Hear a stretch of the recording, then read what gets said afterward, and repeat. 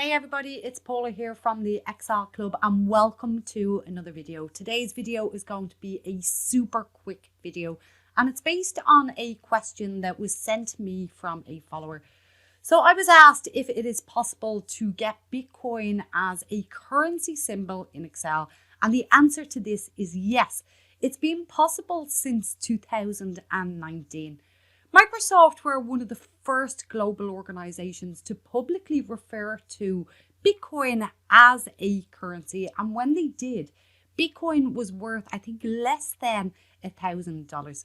So how can we go about converting numbers to show the Bitcoin symbol?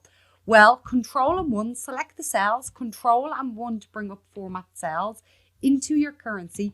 And in your currency, we have the choice of two Bitcoins, one showing the Bitcoin sign before the number, and we'll increase the decimal places to 18.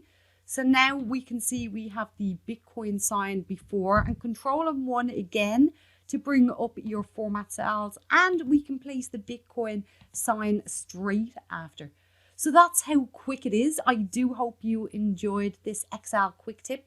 Do give this video a big thumbs up and smash that like button so that other people can find this video. And I do hope you will consider subscribing to my channel.